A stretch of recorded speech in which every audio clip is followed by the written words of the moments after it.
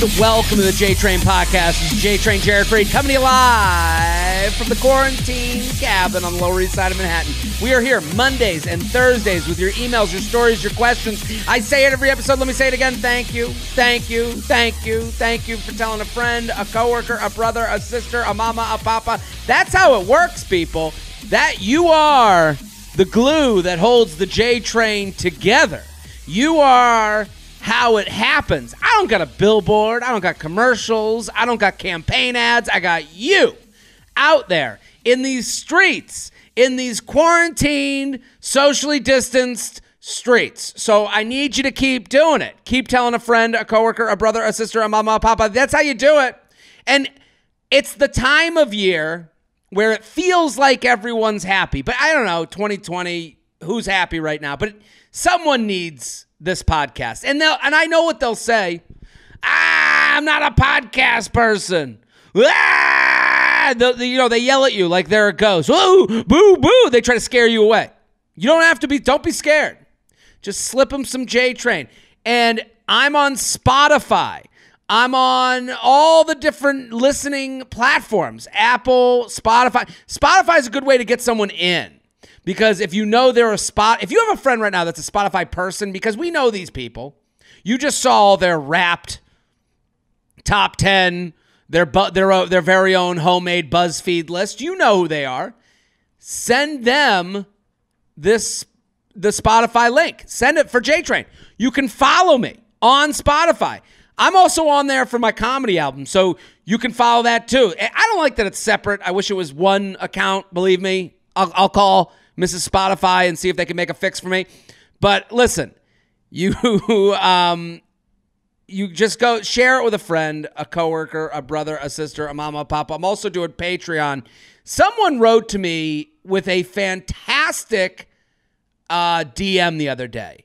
And they came to me hat in hand. And they came to me appropriately. They put their hat in hand in their tattered wares. And they were like, J-Train, I have an idea if you don't mind. And I said, speak, woman. And she goes, I've been loving the Patreon. I've been loving every second of it. And I think it's a great idea. My boyfriend got it for me as a gift. This is a great gift for people that share your podcast as something they talk about. Maybe a good gift for them is to give your Patreon subscription. And I'm like, wow, young peasant of J-Train land. She was like, I don't want to interrupt the Prince of Promos, but I have an idea. And I think it's a great idea. If you're out there and there's someone you enjoy this podcast with, because it is a community.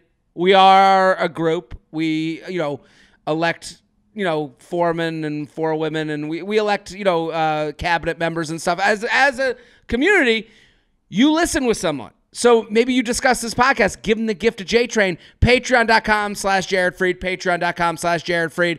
I do 3 additional podcasts a week. They're different. They're fun. They're adjacent to this. So patreon.com/Jared Freid. Also, New Year's Eve in Indianapolis, that's still on. We're going to try and make it happen. New Year's Eve in Indianapolis. Live shows, jaredfreid.com, jaredfreid.com, jaredfreid.com. Very excited about today's guest. Fantastic comedian, so funny. Caitlin Peluffo, thank you for coming on. Oh my God, thank you so much for having me, Jared. It's a pleasure. So good to have you here. Your first time on the show. Very exciting. You have your own podcast that I want everyone to get involved with because you're hilarious. It's called Good Time Gal. And I want you to explain to the listeners that podcast. It comes out every Wednesday. And I think it's going to speak to some people. Yeah, I mean, I don't know about you, Jared, but I'm kind of a drunk mess. And really? This quarantine has really highlighted that for me. It's really put the nail in the coffin, like this is who I am. Yeah. So this is a podcast about drunk stories where I interview other comedians and we talk about all the times that they were a drunk idiot. Is there ever a moment, so how many of the drunk stories are like, and that was the last time I touched a drink? Are there a lot of those? Because I could see that this... I love a drunk story, but then there's 2 different endings. And the first ending is, oh my God, that's hilarious. And then the other ending is like, hey, have you gotten help? You know? Yeah. There's a few where it's just like, oh, this is why. But usually the people who are now sober are like, I love this. Let me tell you all the let me tell you why I don't drink. All right. Yeah. And they're usually the ones that have the most fun with it because they're like, I stopped and this is why. And it's hilarious.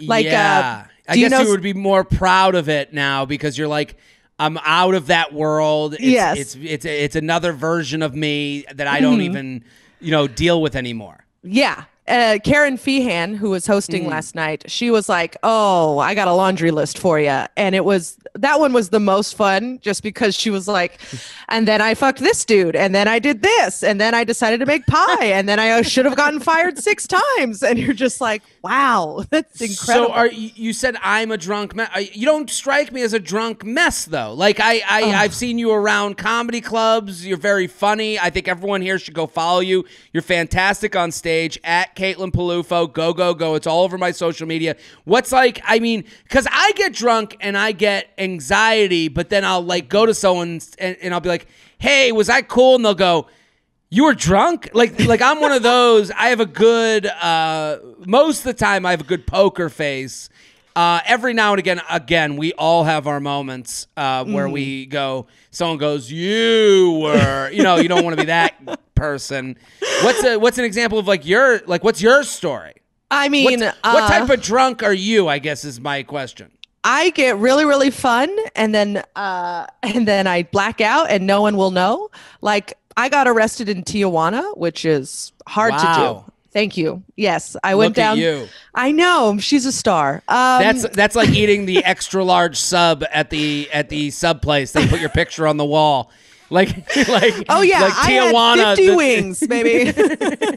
So what happened in Tijuana? What got you down there? What was the story? Well, I was in college and I decided I couldn't legally drink in the U.S. So they take this bus and they go from college to college in San Diego and they pick up kids and they just drop them off at the border. And then you cross the border, get hammered, and then you have to come back. Oh, my God. There's a version of this in every college town. And, like Tijuana, where'd you go to school? I went to UC San Diego. So you went to UC San Diego, the banana slugs? The Tritons, but you're so close. The Tritons. Damn it. I love college mascots. Who are the banana slugs? That's UC. That's Santa Cruz. Santa Cruz. I love that mascot. I have kissed a banana slug. They're very slimy, but really, yeah. I'm from Northern California, and so they make you kiss a banana slug just to if you want to leave. They're like, here you go. You want to go to San Diego? Yeah. You better lick this slug before we let you out of the Napa region. That's exactly right. Yeah, I don't know why I turned people in Napa into Hulk Hogan. Hulk Hogan. Yeah, that's right.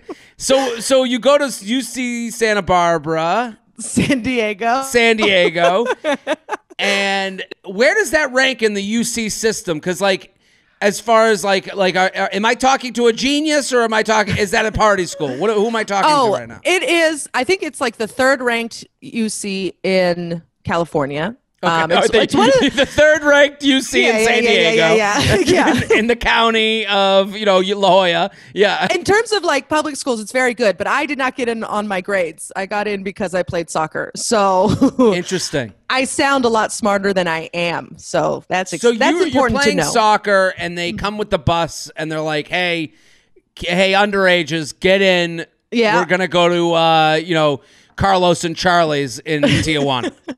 Is that what they say? Pretty much. They're like, no, they don't take you to a club. They just literally drop you at the border. You have to walk across the border, which is a very heavily guarded gate. And you just walk across. And when I went to college, you only needed your ID card to get back in. And I went to Club Safari. To the United States? To the United States, yes. 10 years ago, you just needed your driver's license. So there are some people that are out there. There's some old hick-looking dude that's like, we got to protect these borders. And we're like, shut the fuck up, dude. And then you hear the story like this. You're like, maybe, Cletus was right the whole time. Yeah. Oh, yeah. It was you have to get in line. You have to hand them your ID. Someone checks it. And then they say, what's your country of origin. And I said, you're supposed to say the United States of America. And I Yeah. said, your mom. Wow. That'll get you nice and arrested. You know what I mean? So you're saying that to like a border agent from Mexico? No, border agent from the U.S. who And- checks your ID to let you go back into the U.S. And when you say your mom, you're now turning to everyone trying to high five, and they're taking your wrist and putting it in cuffs. Pretty much. They were like, okay, that is so much entitlement. You must be American. And so I walk across, and then immediately right there is like drunk in public, and he arrested me, and I had to go to the drunk tank. Oh, so that's their Yes. game. That's the game of like, okay, we know this person's drunk. Come here, little drunk kid. They put out like a piece of pizza on a string, and then they they convince you into the United States, and then they're like, gotcha, and then they throw you in jail. Is that?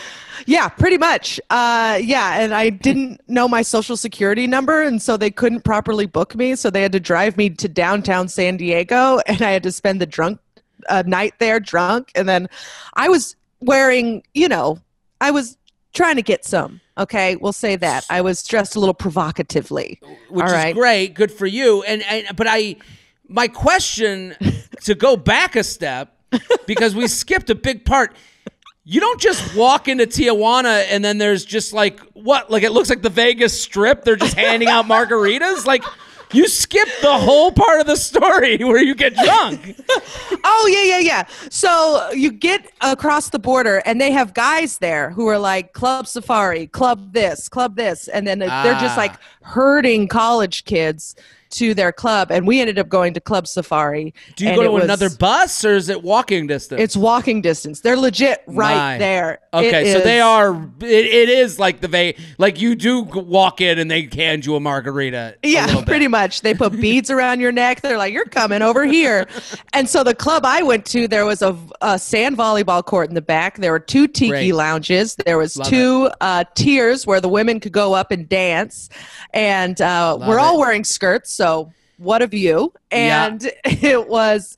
my top accidentally fell down a few times, so I got more beads. It was great. And you're there like you're there with friends. I'm assuming. I would hope. Yes, I'm by myself. It's a real problem, Jared. If you were by yourself the whole time, who are you with? I'm with me. Your mom.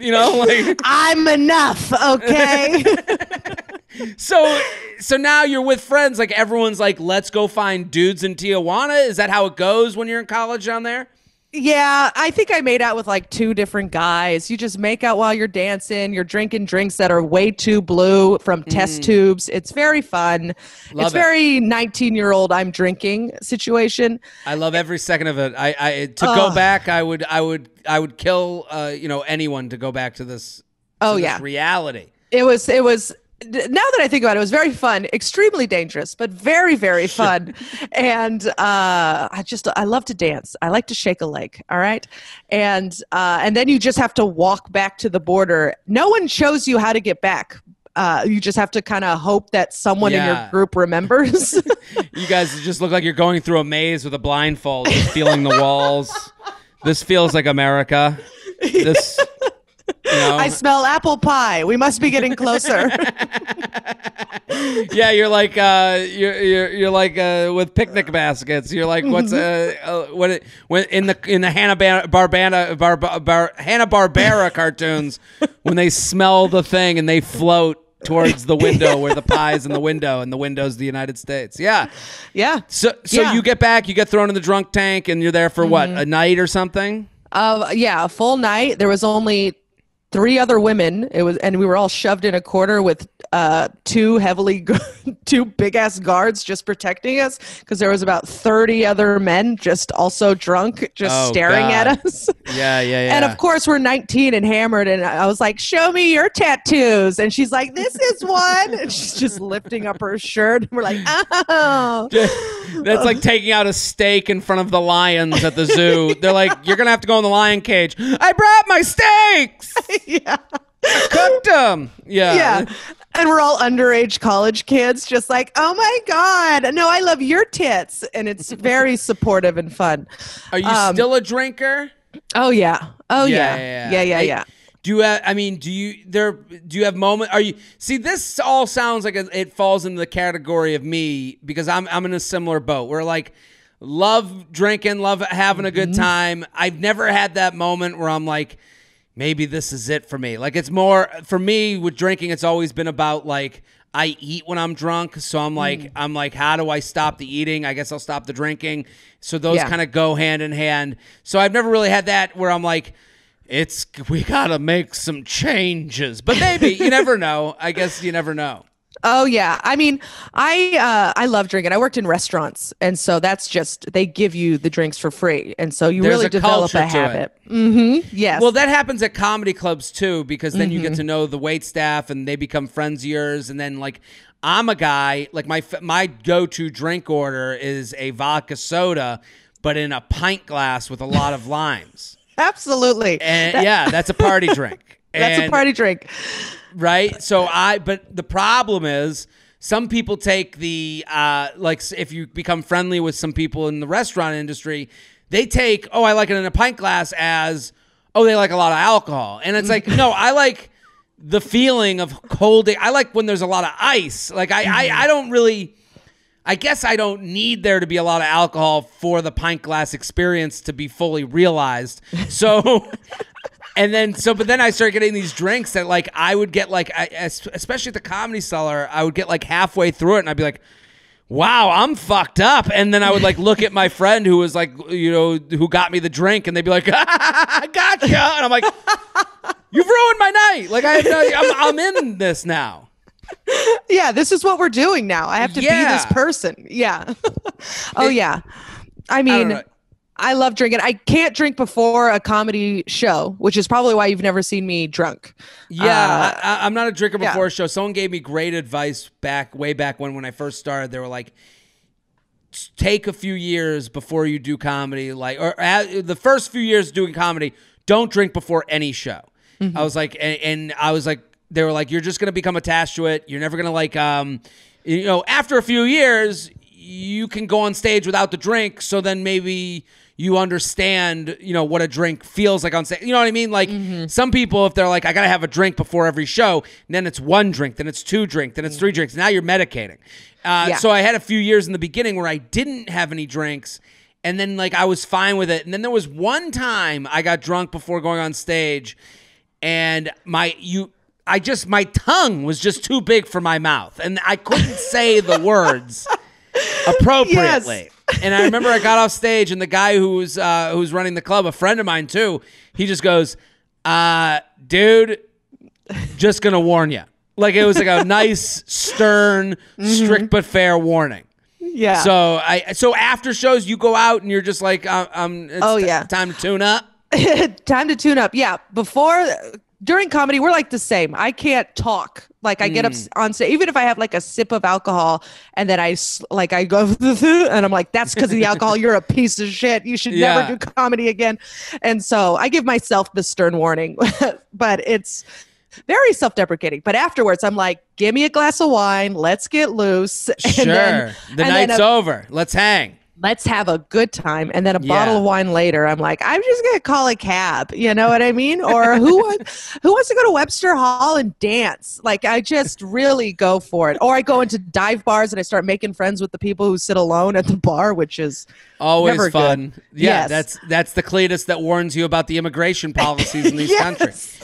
That's how you learn. I want everyone to go follow Caitlin. She's super funny. The podcast is called Good Time Gal. I'm going to be a guest on it next week, so you guys can find my episode probably within a reasonable amount of time. So it's called Good Time Gal. It's drunk stories every Wednesday. Go get subscribed. Add it to your podcast portfolio. And then Caitlin is so funny, at Caitlin Palufo. Go follow Instagram, Twitter, all that stuff. It's all over my social media. You ready to do some emails? Hell yeah. Let's do this. Let's do it. jtrainpodcast@gmail.com. jtrainpodcast@gmail.com. Help. Friend in toxic relationship. How can I help, if any? J-Train, love the podcast. All the advice, entertainment, and thoughtful conversation you two provide me with on a weekly basis. Not my problem. My friend has been dating the same girl for years now. Long story short, the relationship has turned more toxic than anything, and it seems to be causing a lot of misery for my friend. After multiple attempts of trying to make it clear he is miserable in the relationship, she will not let go. He's grown up a lot and is such a good guy, and this girl is just bringing him down on a daily basis. Some backstory. My friend did do a few things to cause her not to trust him, but she made the decision to, quote-unquote, forgive him and continue dating. She has maybe one or two friends. Her life revolves around him. She is extremely overprotective and manipulative, and I don't know how to help him. He clearly still likes this girl somewhat. She put in parentheses, if he's still dealing with it, but I can't help but know he can do better. Of course, I know since he is my friend, I can be biased, but I really need some advice here. Help my friend out. Thanks. So what do we think? That's a tough one because you run the risk of hurting your friend even more by pressuring him to leave if he's not ready to leave, and then he hates you. Yeah. It's very tricky. You're in a tricky spot. I remember growing up, my dad's biggest advice is don't reveal how you feel about anyone's significant other until they are gone twice. So not the first breakup, it's the second breakup. Because here's what happens. All your friends, they get with someone and then they get rid of them and you go, oh, thank goodness. And then a week later, they're like, hey, look who's back. And you're like, I meant thank goodness you're together. It's really, so I'm with you because, and also just if you go to your friend and be like, hey, this person isn't right for you, you're saying that they're bad at making choices, just generally. Have you had a friend in a situation that's similar where you knew they weren't with the right person? Yes, I have had a friend that was like that, and then I've also been that friend, and it's tough to get out. I had. It was when I was in it, it's rose-colored glasses, but then deep down, there's part of you that knows that it's not going to work, but you just ignore it. You push it aside. And then my friends, she asked me, she was like, are you happy? That's the biggest one. Are you happy? And then you just, and then that just sparks the little downward spiral of, am I happy? And then you have to answer that question for yourself. That's a good piece of advice. I think that's a good way to go and talk to people because it's not, hey, I'm telling you what's what. That's the worst way to go into it. You can't force someone to eat. So they got to do it on their own. You got to put out the food and then they can go over to the buffet and, pick around. But if you tell them, hey, you better fucking eat, they go, well, fuck you. I'm going to say, so there's something to be said for that here, especially. And then the other thing is it's a guy. So I think when she writes in about her guy friend who's dealing with a woman who has not a lot of friends and is making him the center of their world, I think from a guy's perspective, there's a lot of pressure that and again, this has to do with ego, where it's oh, what's she going to do without me? She's building towards a life together, and I'm kind of just here along for the ride, and I keep yesing her along the way, and I know I'm complicit in the world that she's creating, and I haven't said no to it, but I'm not really excited about it. So I feel that I've somewhat tricked this person into getting as far along as they've gotten. I've been in that situation many times where you're like, yeah, we're far along and I'm not, and it's not like they forced me to do all of these things to be this far along. And then there's also that he's probably feeling guilty because he did a few things early on that makes her not trust him. So he probably feels guilt for that. And then she's probably layering on the guilt from what he did. And so it's probably just this self-feeding cycle that is very unhealthy. The guilt thing too, when she says that they've had problems in the past and my friend did things to cause her not to trust him. Now it's No, it almost becomes a game of like, no, I have to show this person I'm not a bad person. I have to, this is the only way to prove I'm not a bad person to her and to everyone else in the world. Everyone else is going to go, I told you guys weren't going to make it. And everyone's going to be right that I was this bad guy who cheated, which sounds like a cheating type of thing or a phone thing. And it's like, a phone thing. Well, whatever it is, it's like, this sounds like it's in the land of inappropriate DMs of some sort. Pictures were taken. Yeah, we can go as far to say he slept around, or it can be as small as she's seen things in the phone where he wasn't exactly being a boyfriend to her. Which that's the equivalent of like staying at the table while you're losing at the casino, and it's like, no, I just gotta get back. And like there could be this thing where he's like, he could be trying to get back to even, and it's like, if you're trying to get back to even with someone that you don't even want to be even with, you're never going to get there. Like, it's just not going to work. You're trying to force puzzle pieces together by smashing them together. So I love your advice that you were getting to as far as what you said with your story. Are you happy? Are you happy? That work for you? It worked for me. It took a while, but I eventually asked myself that a lot. Are you happy? Am I happy? Does this person make me happy? And then when we broke up for like the 5th time, my friends were like, no, this is why he's a piece of shit. And then we've been broken up ever since. So that was very helpful. But the are you happy really planted the seed of, does this make me happy? Do I deserve to be happy? And that's where the friend comes in. You got to tell your friend, you deserve to be happy. You're a great person. You have to build them up. You can't. Well, that's part of the you deserve to be happy thing is part of the, not trustworthy in the past thing. Because I think if this person pulls their friend aside, they have a drink and she says, hey, are you happy?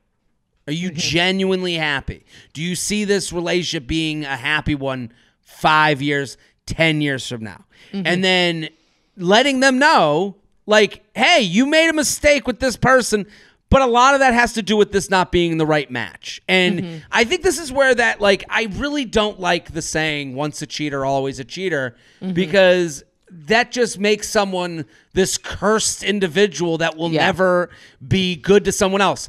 I do believe that 9 out of 10 people you date isn't the one. Like, there's all these, anyone I've dated, I'm a dickhead to, and then the person I'm with now, I'm this angel.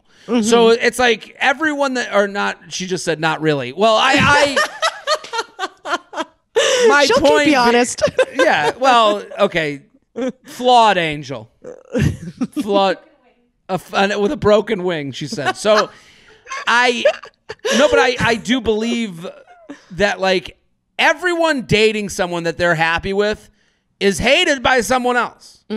So I think she, like, listen, guy, like, she has to say to her friend, like, yeah, she's gonna fucking hate you, but someone else will love you, and you're gonna love them, and when you get to that point. But I think you're right. It starts at, are you happy? Are you happy? It's and it really introspective. It's a very easy question to then just be like, your happiness is the most important to me.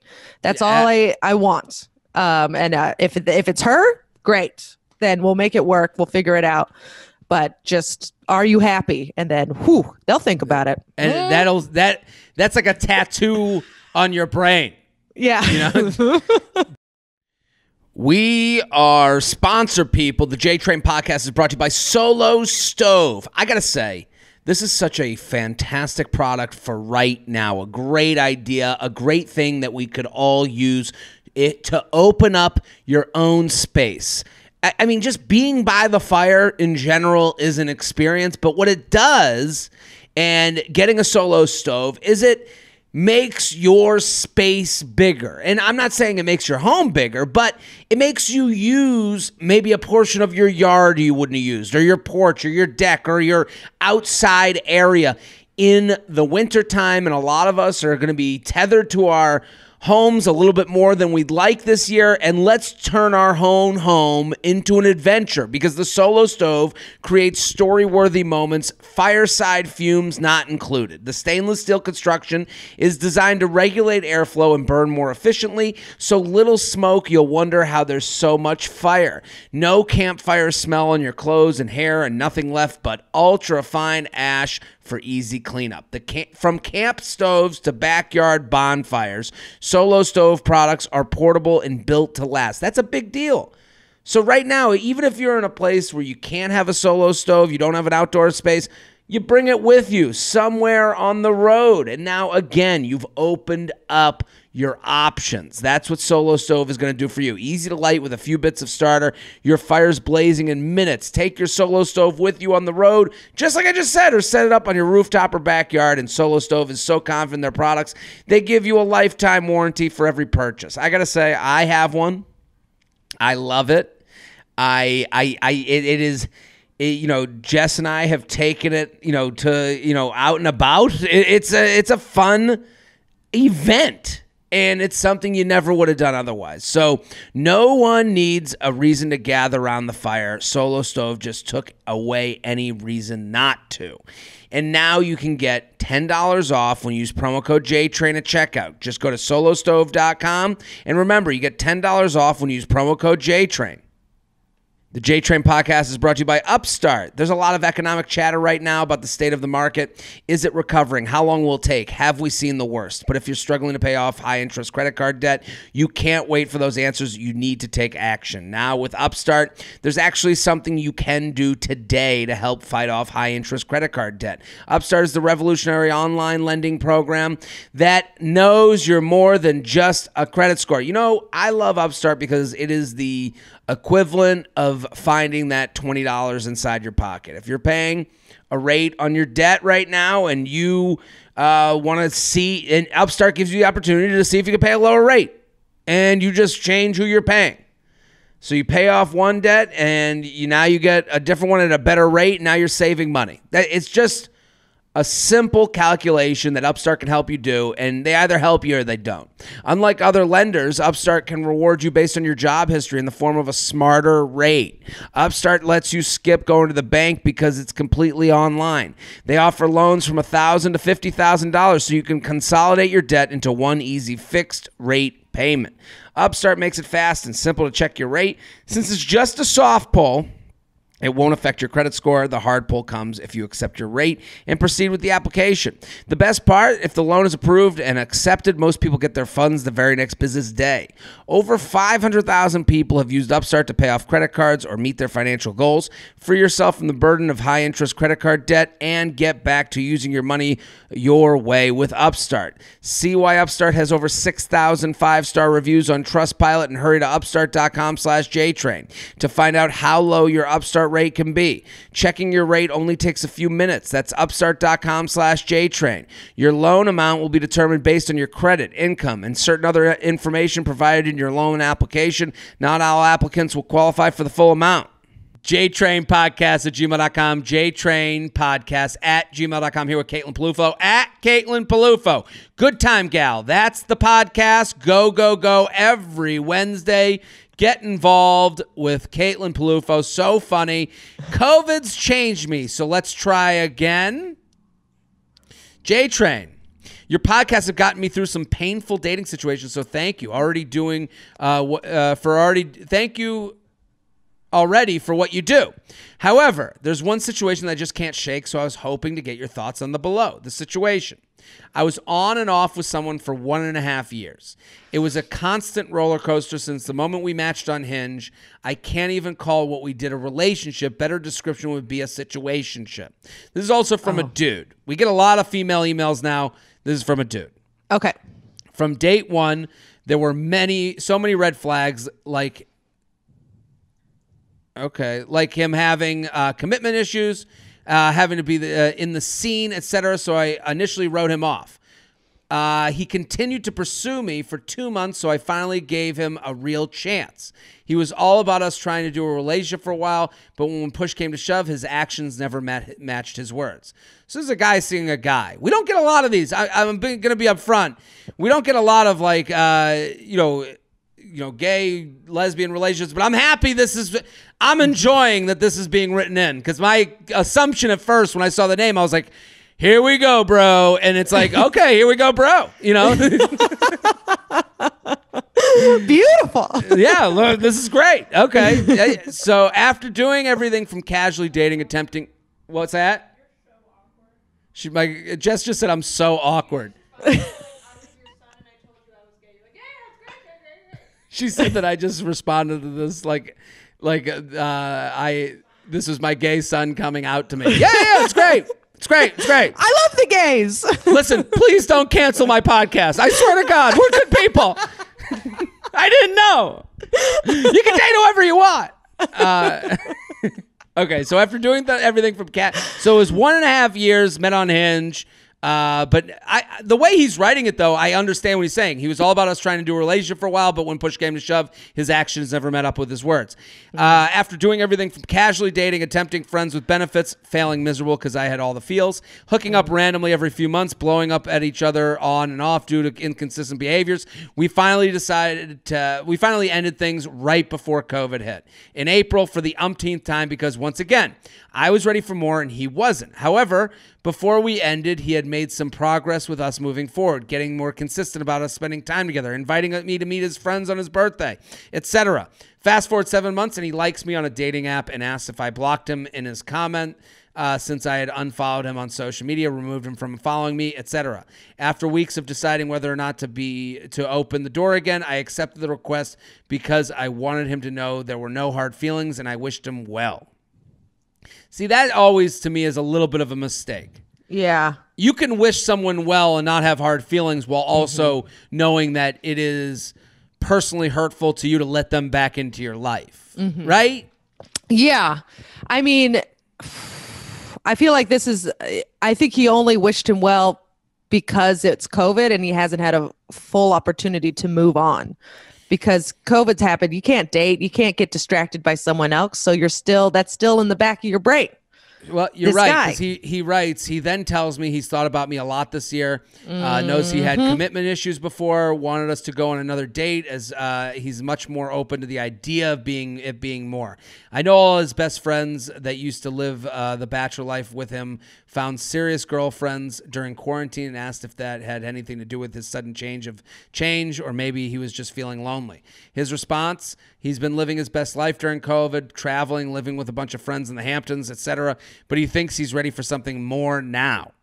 I know he was potentially dating someone this past summer, so I thought maybe he has changed. Well, either that or he didn't want to continue seeing a girl that didn't live in the same state. Oh, so maybe it's not a gay person. Thanks a lot, Jess. Well, do we know the name? Now it says, okay, at the end it's as a female name. In the beginning, it's from a male email address and from a female name. Okay, I mean, it doesn't matter. I assume she's hacked into his email. Yeah, she hacked into his email. I'm not attached. I know he was potentially dating someone this past summer, so I thought maybe he's changed. Well, either that or he didn't want to continue seeing a girl that didn't live in the same state. However, when I finally told him that the only way I would go on another date with him is if he knew without a doubt he could commit to someone, he got really defensive, saying I was being unreasonable. That was a lot of pressure, and that he knew he wanted to give us another chance, and he was much more open to it potentially being more, but that was that. There's so much more to all the ups and downs we had, but is it possible that I pushed too hard? Do you actually think he's changed, or he's just looking for someone that he had fun with to pass time until the world normalizes? I was never asking him to commit to me right off the bat, just that I needed someone that is in that mindset versus potentially ready. Thanks again for taking the time to read through these and give a girl some real talk when it comes to dating in NYC. Best. So it is from a woman writing in about a guy. but we still love gay people. Always love the gays. We always love the gays. If you're gay, please write in. Please, I would love to unpack that. But to me, gay or straight or whatever it doesn't matter. The same answer would apply. Yeah. To everyone, because Caitlin, what do you think of this situation? I think she's got to move on. I don't think she pushed too hard. I think she's a woman who knows what she wants, and there's nothing wrong with that. And she was upfront with it, and he was scared by it, and that's it. Okay, no. I don't think she did anything wrong, and I think it's time to cut this one loose. I am with you, Caitlin. I think she's got to go back to blocking him and unfollowing him and all the things she was doing to preserve her mental health, because those were self-serving moves to preserve your own sanity, which I think are correct. I'm not self-serving. That phrase gets a lot of negative feedback because it's said in negative ways. To me, this is a positive way to self-serve. You have served your own mental health. I will say the answers are sometimes in the email. I can't speak to him. We can only speak to her, who is the email. When I finally told him that the only way I would go on another date with him is if he knew without a doubt he could commit to someone, he got really defensive. Yeah. I think that question that she's asking him to be a different person than he is. And what I mean by that is you can't, if you don't trust that someone could ever be committed to you on the first date, then the first date doesn't exist. So like there is a performative nature to all dating. You go on the first date, there's hope, we have drinks together, maybe this is the person. Then you go on a second date, maybe they're the person again. We slept together, but I don't know if that matters because maybe we'll be together in the end. And then at some point, someone might reveal themselves as, I'm just here to sleep with you. And at that point, for a lot of relationships, things change. Things go from this hopeful, romantic, fun thing that is maybe leading somewhere to something that's just going in circles. And for some people, going in circles is all they want. That's how, that's why casual exists. Maybe some people are on the same page, but this is not, you are past that with this person. You have seen the reality and how they act and who they are. There's no way of going back. She's looking for, she, in her perfect world, he would have came back and gone, you're the only one I want to be with. I've been thinking a lot about this. Come out with me, please. And he wouldn't have to make promises. She's asking for promises because she wishes that his actions would have conveyed promises. Yeah. But they didn't. What he did was he came back and he goes, hey, I'm done with the summer, my summer COVID, Montauk fuck sesh. And now we're heading into maybe another quarantine and starting to get cold and it's getting darker earlier. And what's up, dude? Maybe we should give it another shot. And it's it's twofold. I don't it's easy to look at this guy and go, what a fucking dickhead. Yeah, he's been a dickhead to you. He's gone back and forth, and he says he could commit more. Then he realizes what commitment is. No. At some point, she has to start realizing that she is trying to make him into something that he'll never be. She sees potential in him, and she's assuming the potential could be the reality, which it will not. Yeah. 100% agree. He's not worth that fight. You know what I mean? It's not worth that struggle. And it's not because he's not a fun guy or a nice guy or he's a bad person. That's not it. It's just you guys are on different pages. Yeah. And she says, do you think he's changed? I don't know. Maybe he thinks he's changed, but I don't think the nature of this relationship has changed. I think you don't trust each other. I don't think he trusts you to not get too far ahead, and you don't trust him to come with you where you're going. And those are just two people on two different pages, as you said. And I would also say, she says, did I push too hard? No, you asked for a ridiculous promise that he can't fulfill. See, I took it as she was just saying, I want a relationship.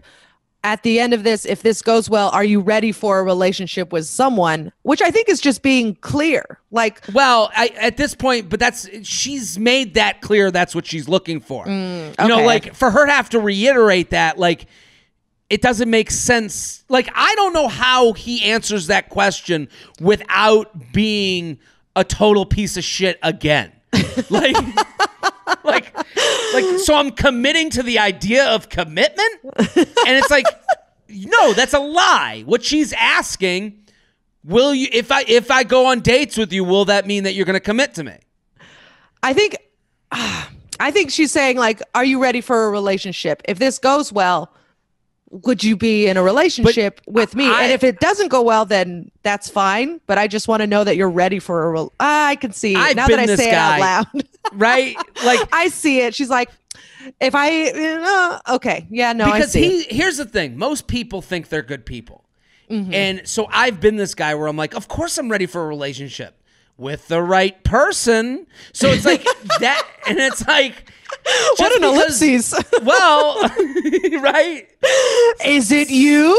Yeah, but that is what all dating is. And when you start asking for promises outside the gate, you're basically asking for, and I get it, because she's had so many instances of off and on with this guy. She's asking for him to protect her feelings for her. Yeah. To me, and I don't mean to be hard on her, but she's the one writing in. To me, when you say to someone, are you ready for a relationship? That is you saying, I don't trust my own instincts enough to walk away from you. So tell me sign me a this reason. contract that makes it so if it does end, it's your fault and not my fault on decision making. And right now, it's a combination of the two. It's him being evasive of wanting more, and her not owning the fact that, like, no, he's not adding up to your standard every single time, and you stick in it a week too long. Yeah, that makes sense. See, I'm J-Train, like, go ahead. this is why we talk them out. I'm with you. I think it's good to hear both sides of this issue, and listen. It's very difficult because right now she is stuck on the drug of him and like, I'm sure he's good on a date. I'm sure he's bad at texting you after the date. Yeah. And it's like, anyone can be a good first date, but will they be there for you on the second date? Will they be there for you on the third? Will they want to do a day hang? It doesn't sound like that's him. The J-Train podcast is brought to you by Nutrafol. Ladies, I know you don't think it will happen to you, but some of you are losing your hair and you don't even know it. 30 million women experience weakened or thinning hair, but thousands of women have taken back control of their hair with Nutrafol. Improve hair growth and thickness with less shedding through all stages of life. You'll begin to experience thicker, stronger, faster growing hair in 3 to 6 months. I gotta say, this is something that, if you're in the market for this, if you're looking at something that you're like, oh, maybe I am thinning a little, let's look into Nutrafol. Let's look at what they can do for us. I know that Nutrafol is physician formulated to be 100% drug free. They use natural, clinically effective botanicals. It works by targeting the 5 root causes of thinning: stress, hormones, environment, nutrition, and metabolism. It's easy to get help. Visit Nutrafol.com. Take their hair wellness quiz for customized product recommendations. That's great. So now you can go check out the website, take the quiz, see what's right for you. When you subscribe, you'll receive monthly deliveries so you never miss a dose. Does it work? Yes. In a clinical study, 86% of women reported improved hair growth after 6 months. More than 1,500 top doctors recommend it. You can grow thicker, healthier hair and support our show by going to Nutrafol.com and use promo code JTRAIN. And new customers will get 20% off. This is their best offer available anywhere. Plus free shipping on every order. Get 20% off at Nutrafol.com, spelled Nutrafol.com. Promo code JTRAIN. Stand up for your strands and get Nutrafol. The J-Train podcast is brought to you by Roman. A healthy life includes a healthy sex life, but if you struggle with erectile dysfunction, you may not feel your best self. If you want help with ED, Roman connects you with a real, licensed U.S. healthcare professional who can prescribe the medicine you need. With Roman, you can get a free online evaluation and ongoing care for ED, all from the comfort and privacy of your home. A healthcare professional will work with you to find the best treatment plan. If medication is appropriate, Roman will ship you real medicine with free 2-day shipping. The whole process is straightforward, simple, and discreet. Getting started is simple. Just go to GetRoman.com/JTrain and complete an online visit. Erectile dysfunction used to be tough to talk about, but now there's Roman. Complete an online visit today to connect with a doctor and take care of it. Just go to GetRoman.com/JTrain to get $15 off your first order of ED treatment, a free online visit, and free 2-day shipping. That's GetRoman.com/JTrain for $15 off your first order of ED treatment. GetRoman.com/JTrain. JTrain Podcast at gmail.com. JTrain Podcast at gmail.com. Here with Caitlin Peluffo at Caitlin Peluffo. Let's do this one. It's a little long. Okay, we're going to go to this one. Okay. This is another... Guy on guy. No, I'm just kidding. Where's my gay section so we can make up for what just happened? We're part of the solution, people. Reevaluating if I'm a fuckboy. Oh, Jared. I cannot wait. Get to Here we reading, go. Jared. A dude email. I'm a big fan of the podcast. I've seen a couple of your shows in Boston in the past. I'm a late 20s male, and I've often done the pattern that you reference of collecting partners' options even when I know that I don't see any potential for more than an occasional hookup. That way of doing things worked fine in my early post-college days, but I'm getting older and starting to reflect more on the time and money that I put into maintaining these situationships. These are also now the health component of COVID and always the STI, accidental pregnancy worry, I guess, but I'm good about condom use. I also see the situations as usually detrimental to my partners, even when they say they're okay with purely casual. I've gotten better at not starting or continuing this pattern. Situationships now happen less often and usually only last a few months rather than a year or more than they used to. I do find myself falling back into old habits on occasion, though, especially when I'm feeling isolated or down on myself. I know that it's just a matter of doing the work, but I'm hoping you can also motivate me, slap some sense into me verbally. All the best. So I guess the question is, how do you make sure you don't, like, are you dating someone now, Caitlin? I am. I have a boyfriend. Mm-hmm. You have a boyfriend. Mm-hmm. When you were casual as a woman out there in these dating, was there a point in your life where you wanted to be casual with people? Yeah. I remember after that, on again, off again, I went through like, I'm going to only date myself and eat, pray, love situation for like 6 to 8 weeks. And then it was like, I'm going to fuck everything that moves. And that's what I did. And it was very fun, very healing. Okay. Yeah. But I did not want a relationship at all when I was fucking everything that moved. Well, I'm going to question you as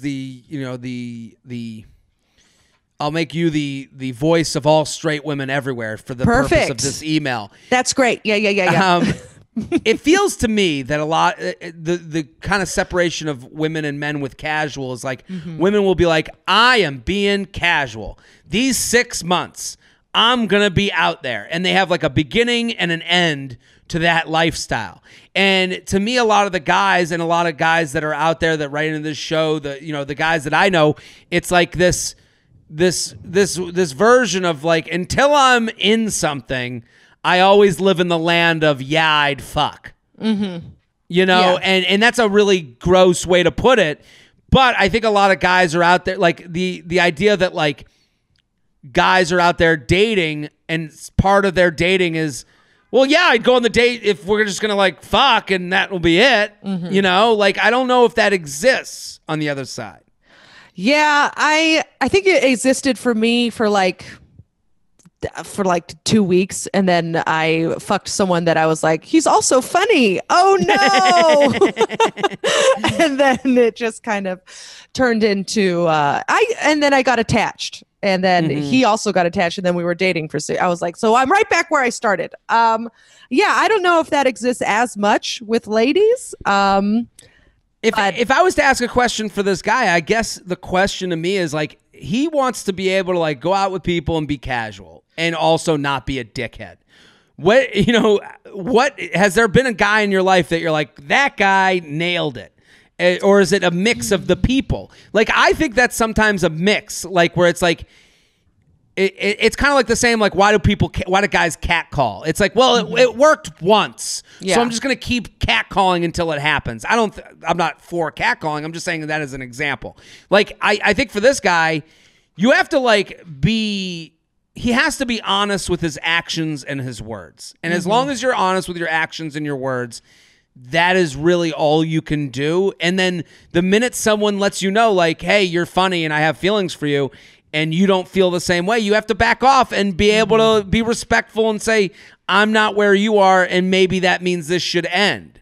And I think that's all people want is like, and like what I mean by honest with actions, I think dating apps are the problem a lot of times because you're on a thing called a dating app. And I think if you're a guy who's like looking to like have options of women, you're using the dating app to become more able than you actually are.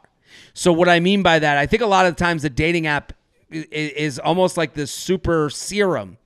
Like if, because if there was no dating app and you wanted to fuck around, you'd have to go to a bar Monday through Sunday. And that's tiring. That's exhausting. You'd have to talk to people that might look at you and go, get the fuck away from me. You'd have to waste a lot of time talking to people that might have boyfriends or have someone that they're hooking up with or aren't attracted to you. What the dating app does is it cuts out all that shit. You're talking to someone who now is attracted to you enough to swipe right, that wants to talk to you because they're interacting with you on this app, and you didn't have to see their facial expressions to see how grossed out they are by you. It makes your pool much smaller and it fills it full of fish. That's what it does.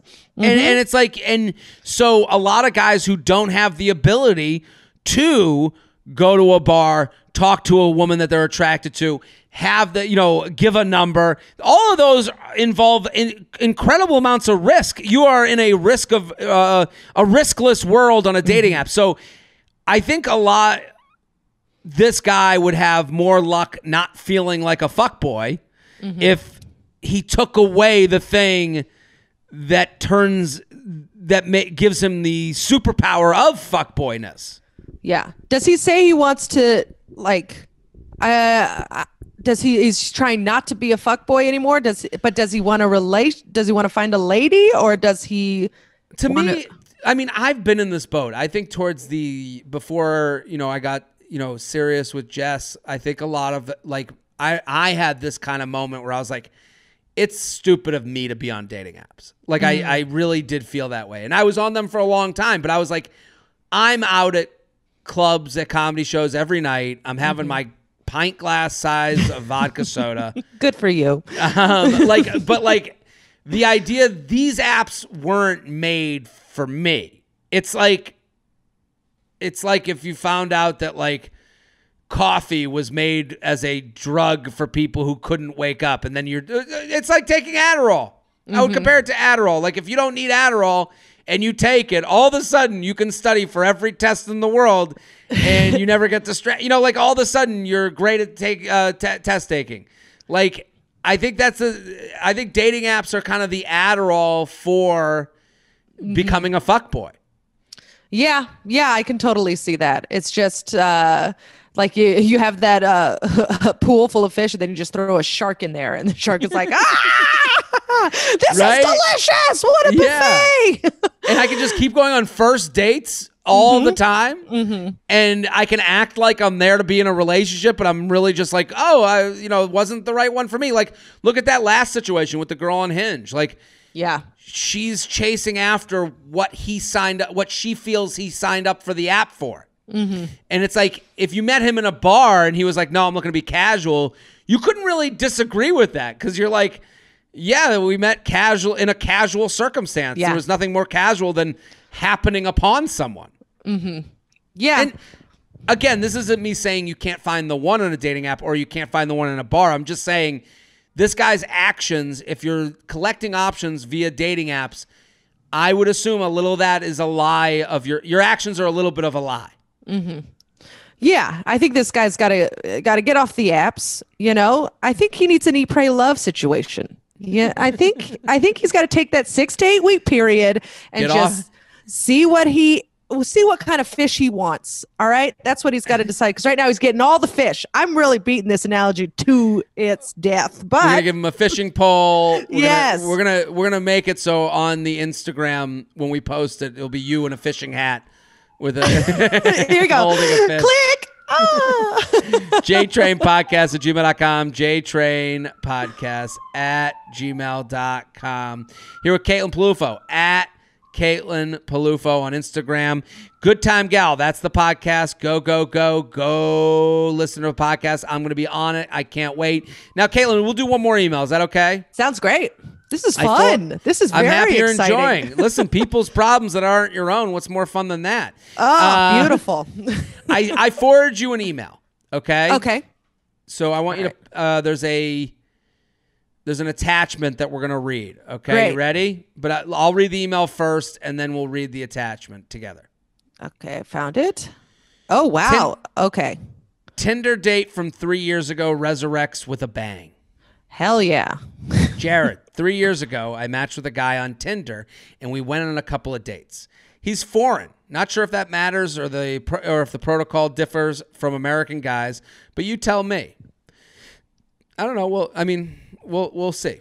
I mean, after our second date, we both ghosted each other for whatever reason. We had a great time, but it was summer, etc. Man, that hiccup came out of nowhere. Very cute. Thank you. We weren't added on IG, and it just fell off. I eventually got into a 2-year relationship, which ended this past summer. Like clockwork, I got a text from this guy a week after deleting pictures of my ex, saying he had moved back to Europe, then to LA, and was finally back in NYC and wanted to have dinner. I was a little pissed off by his disappearance, so I played hard to get for a few months. He found me on IG and would send me DMs and texts periodically. I also noticed he was very quick to view my stories. In October, I went out for dinner with my dad at a restaurant in Soho, tagging him and the restaurant on my story. 30 minutes later, the guy showed up with 2 friends and immediately made eye contact with me saying, "Wow, what a coincidence." Oh, boy. Don't like Hate that. Very uncomfortable. I can't help but think he was there on purpose. He's a very go-getter type. Anyway, after dinner, I knew I should stop and say hi, so he met my dad, and they talked soccer for a few. Then we left. Of course, the Europeans got to talk football. The next morning, he texted me saying it was great to see me and get to meet my dad. My dad liked him, which is rare. Plus the idea, this is turning into like, what's the movie with Mark Wahlberg? This is turning into Fear. That's never an seen old it. reference. Yes, I haven't Jess, seen that's that one. My girlfriend, my sweet girlfriend, just goes, "Is that the one where he fingers her on the? It's a merry-go-round or on a Ferris wheel, not a roller coaster. He fingers her on a roller coaster on a merry. That's Cruel Intentions. Ferris Cruel wheel. Intentions. He fingers her on the roller coaster, right? Cruel Intentions. She Witherspoon? fingers her on the roller coaster, right? Yes. I don't know. I was too busy masturbating to the one pool scene for the rest of my life. That was... I didn't get to that part. Oh, yeah. Okay, so yeah, Fear with Mark Wahlberg, a young Mark Wahlberg. So I don't know. I just don't like when people are like, "My dad never likes men." It's like, stop with the romanticizing. He fucking showed up where you were with your dad. Like that trumps. Ooh, dad could talk about soccer. Like, no. A lot of people like Soccer Girl, okay? Yeah. It's going to be fine. That's terrifying, the fact that he just showed up and he got your family involved. Big red flag. My dad liked him, which is rare, plus the idea that he showed up on purpose, knowing I was with my dad, turned me on. So I agreed to have dinner with him. Different strokes. We've now been talking for the past month and have gone on 4 dates, a dinner a week. We've had sex, sleepovers the last 3 times, and vibe a lot. We don't text every day, but when we do, he's always trying to make plans, and it seems like he's looking for something more this time around. He admitted he was, quote-unquote, stalking my IG and was waiting for me to be single again, which explains the timing. He always is a gentleman and sends super romantic messages, which my friends find cringy, but I dig it. This is one of those things where like everyone around you is like, and you're like, but I'm kind of hot by it. Like, it's like when someone's like there's been many stand-up jokes told about like the idea of like some women like it rough, and it's like I'm into and you go, I don't know. There's a point where it's like a lot of smoke, there's fire. Yes. Attaching 2 screenshots for reference. Sorry, he texts with an accent. How do you text with an accent? I don't know. I guess I just want to know if I should trust this guy after he ghosted 3 years ago and came back in this way. Not sure I buy the whole move back to Europe/LA thing, but happy to hear your thoughts since I am starting to really like him. So let's read the text to see what she's getting into. I'll be him, you be her. She's the blue, he's the gray. Let's do it. Okay. Can we? I'll be European. Okay, perfect. This is ready? thrilling. Woo. I know. Can we agree on something? Like Is what? that European? I think that's pretty good. No, Jess says no. Yeah, I thought it was pretty good, right? I thought it was fun. It was like a mix of French and Spanish. Can and we agree Bulgarian. on something? Like what? You don't compare me with your ex. Not affectionate. Oh no, I'm now Asian. I can't. I can't. No. I can't do this. I can't do it. Okay, we're going no accent. Let's start from the beginning. We just committed a hate crime. Listen, right. I'm going to put this on IG. I hope no one hates me for this. Okay, ready? Let's start again. I'll be the guy. You be the woman. Can we agree on something? Like what? You don't compare me with your ex, not affectionate, or not showing feelings, boyfriends. I like showing things verbally and by gesture. I don't think I've done that, have I? What do you mean by that? You don't need to overthink about it. I'm saying when I actually miss your face, I'm not being unreal. I mean it. But your reactions are more like, meh, I don't buy it. I might be wrong. I'm just curious what your reactions are. I'm keeping my guard up because of my last relationship. Also, 3 years ago wasn't promising, so... It's very clear and well understood. Then I'll leave it to time, which eventually will make you more comfortable with me then. And then he gives the hand. Maybe he's Italian. I think that's very Italian. Arrivederci! Okay. Pasta fagioli. That's what it is. LOL, I didn't mean I'm not comfortable with you. I am. You just can't expect me to totally believe everything a man says. For sure. That's why time will help. Yeah, I don't like anything going on right here. Not thrilled about it. What do you think with this situation? I am a woman who is in her 30s, and so this just screams the You. Do you know that TV show on Netflix? I'm familiar with the premise of You being that this guy's like an internet stalker. Yes. And that word stalker has been like so like softened because of how we all use social media. Like when you look someone up and you see their profile and you take a look at their profile, that's not stalking. Like no. It's kind of unfair what we've done with that word because it should be very serious. Like the idea that like you break up with your boyfriend, you delete the pics, and almost like clockwork, he's like, boom, I'm there. Mm-hmm. And then you post a picture with you and your dad, and he shows up to the restaurant with you and your dad. Like, I guess that's romantic if it's 30 years from now and you guys are married and you're telling this to your kids. Like, I guess. Yeah. But your son or daughter could look at your dad and go, what's wrong with you? You just show up to places, and after she had said no a few times over text and DM, or yes, but also she says the next morning he texts me saying, no. Before, if we go back, PO'd by his disappearance, so I played hard to get for a few months. So I thought they both ghosted each other.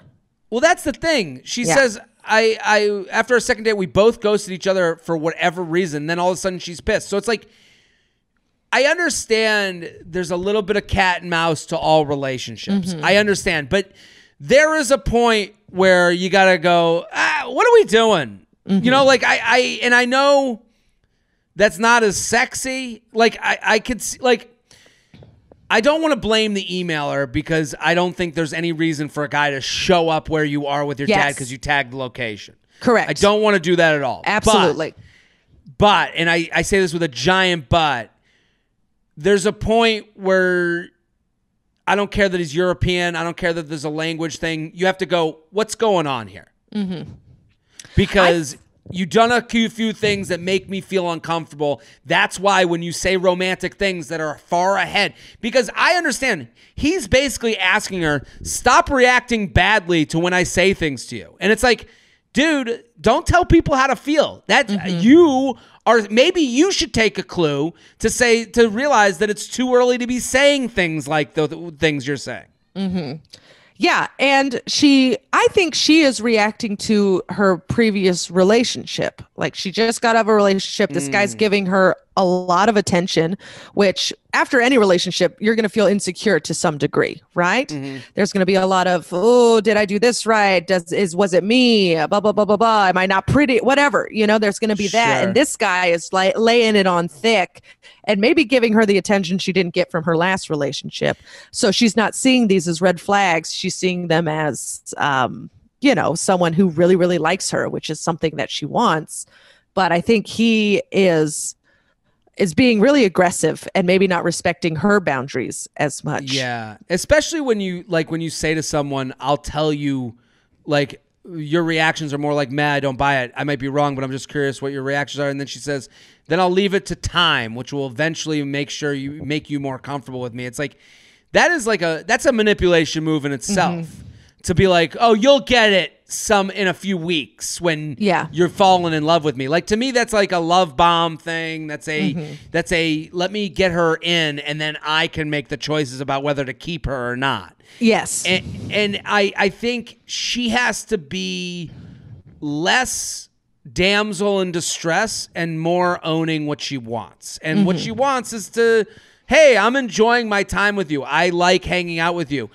Here are some things that kind of bother me, and I'm going to have to ask you to stop or I can't see you after this because I'm still weirded out that you magically appeared when my dad was there that one day. And that's a good example to go, hey, like, that type of stuff isn't romantic to me. That's more scary than romantic. And maybe you're meaning this as one way, but I think you have to understand that, like, and again, the classic thing is to blame it on being European. Oh, you Americans. Like, no. I'm a human. I feel uncomfortable, and it's starting to make me want to move away from you. She asked at the end of her email, now I'm not sure if I buy the whole movie. Like, you don't even buy his story of the last 3 years. Like, shouldn't that concern you? Yes. It should definitely make you pause for a second. And I don't like... moved back to Europe. Do you think he's following you? Like, that's terrifying. If that's the alternative, then that is so scary. That is someone who's going to wear your face at one point. So moisturize, girl, but like, try and keep it attached to your own head. You got to protect it. Okay. Yeah. And I think the nature of this is also, she doesn't want to be the one. I think what happens is, like, you don't want to be the one stopping your own romantic comedy. And I think she has to. Yes. I think that's I understand that doesn't seem fun, but like every relationship gets real at a certain point. Every relationship loses romantic and delves into practical. And right now the practical question is, hey, I'm starting to get feelings for you, but I have questions. And I need them answers. And I have some things that are kind of bothering me. And if you can't stop doing those things, I'm going to have to back away from this relationship. Yeah, 100%. Because I could see this in 3 years from now. It's maybe back to the first email that we read today of the manipulating, the trying to control, and just someone who's trying to kind of, I have won you. You know what I mean? This is like a hunter going after a baby cub. You know what I mean? Like, he is seeking her out. He is putting on the pressure. And then at one point he's going to quote unquote win. And then you're his. And that is just a mentality of being property to someone who's supposed to love and protect you. You know what I mean? Absolutely. Yeah. And terrifying. And she's already smelling that. She's already, right now, she's emailing us. So yeah. By emailing us, that should tell you you're not totally comfortable. And you should do whatever you can in a relationship. And that starts with communication. And then it starts with you saying the things that make you feel comfortable. And then seeing if his actions change to fit that. If they don't, that means he doesn't give a shit enough to maybe lose you. Yeah. You know, he doesn't want to change because he knows losing you doesn't matter that much. He'll find someone else to, I guess, prey on. But, that's a very serious word that I just used. But I guess that's the word. I mean, yeah, I wonder, I kind of wonder her age. Yeah, this sounds early 20s to me, this kind of attention. And I think it's okay, but I'm actually not sure. It's like someone who's, it's like, I don't know. I worry because in your early 20s, you're like, everything's a romantic comedy. You know what I mean? Like, and then you get to your 30s and you're just like, what the fuck did this guy do? Okay. Like, why isn't he like, who is this person? Yeah. You find out he's just an Italian guy from Jersey who lives with his grandma. Yes. And he's just like been fucking around. Like he kind of has an accent over text and he learned how to make pasta on YouTube and he's just like, he found one good emoji. Yeah. Yeah. JTrain Podcast at gmail.com. JTrain Podcast at gmail.com. Caitlin Peluffo, thank you for coming on. This is fantastic. This was so fun. Oh my God. What a thrill. And can I just say your intro is the most entertaining intro I've ever heard on any podcast ever. That's fun. Right, people who hit fast forward. If you hit that 15-second button, go back and listen to my intro. I put on a show. Everyone go follow Caitlin at Caitlin Peluffo. Good Time Gal. That's the podcast. Go. Check it out. I'm Jared Freed. We're here every Monday and Thursday. We'll be back next episode. Boom. Don't forget to like the video you just watched. I have many more. Subscribe to the channel right now. Like and subscribe, like and subscribe, like and subscribe, you fool. There's even a bell you can click to. Now you've got your week set Monday through Friday. I'm here for you.